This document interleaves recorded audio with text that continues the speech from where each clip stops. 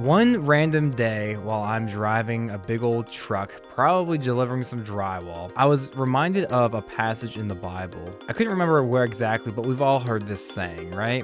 It's easier for a camel to enter through the eye of a needle than it is for a rich man to enter the kingdom of God. And I always remembered thinking to myself, yeah, well, I'd like to prove you wrong.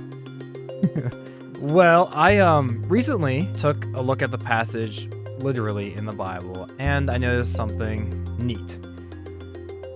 It's in red ink, and if you know anything about the Holy Bible, red ink indicates that Jesus is the one who said that.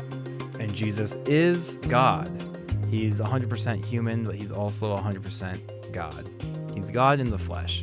When I saw that, I took a moment to pause and think to myself, why don't I just trust that Jesus knows what he's talking about, as he does throughout the entire Bible, and really consider what that means? If he is saying that it's easier for a camel to go through the eye of a needle than it is for a rich man to enter the kingdom of God, let me actually believe that for a second. Even though I have my own skepticisms and I think I'm the one person who could prove him wrong, which is a very silly thing to think, I wrestled with that. I thought about it. I contemplated it. I sat with it. And I prayed about it. And this is what I prayed to God the next day.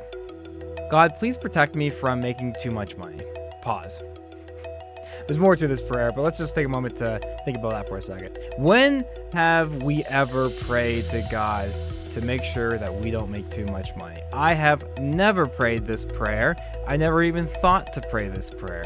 When I pray to God about money, it is always for more money.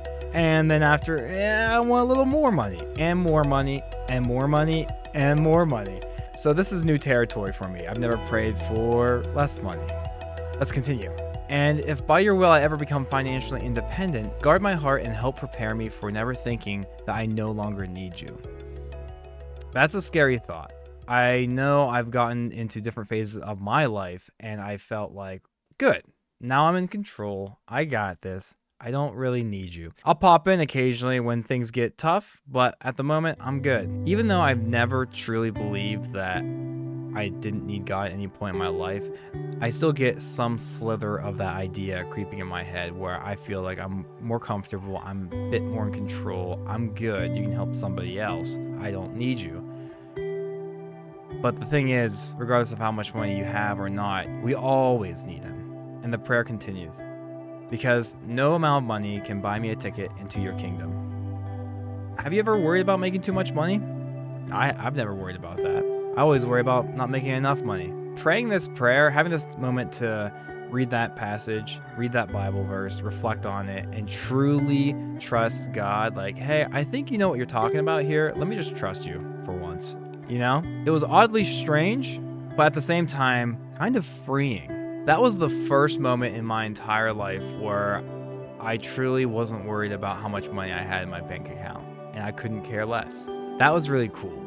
Almost feeling like it just flipped the script upside down. Instead of praying to God for more money, why don't I pray to him to protect me from making too much? Because it sounds like, from what I'm reading here in the red ink, that's a big deal. If we ever get to the point where we make too much money, it's very easy, I believe, to start thinking that we don't need God anymore. And at the end of the day, when we die, how much is a ticket to the kingdom of heaven? Is it $1 million? Is it $2 million? Is it $1 billion? That's the funny thing. We all know this, but you can't buy your salvation. And so if I can't buy myself into heaven, why do I pray for more money? Yes, I'd like to be able to feel a little more relaxed throughout my life, throughout the days, throughout the weeks. But at the end of the day, God does promise that he'll provide. That, if he takes care of the birds in the trees, and I already forget the rest of that verse, but you know what I'm talking about. How more likely is he going to love and take care and provide for his sons and daughters, his children on earth? Thanks, God. That's neat. Before we go, I would like to share you one quote that I came across another handful of months ago. I tried looking into it and see where its origin was, and there's a few different versions of it, but this is the one I like the most. It reads, "I don't have everything that I want now, but I have everything that I wanted a few years ago. The first time I read that or came across that, I thought that was silly.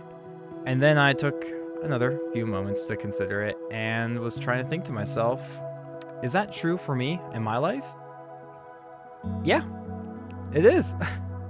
One example is, at one point in my life, I thought I was never going to be able to afford a house or to live on my own. I honestly thought that I wouldn't even be able to afford a trailer and live in a trailer park. But now my wife and I have a beautiful home, and I do find myself complaining about our house have small rooms and there's not much natural light coming into it. I like more of an open concept, and this is the exact opposite. How silly am I to complain about that when literally at one point in my life I thought I wouldn't have a place to live, and now I'm complaining about the creaky stairs. What a blessing it is to have creaky stairs, you know? Anyways, I just want to share that with you. Hopefully it was encouraging to you as it was for me. Take care, God bless, and I'll see you guys in the next video. Peace. Bye.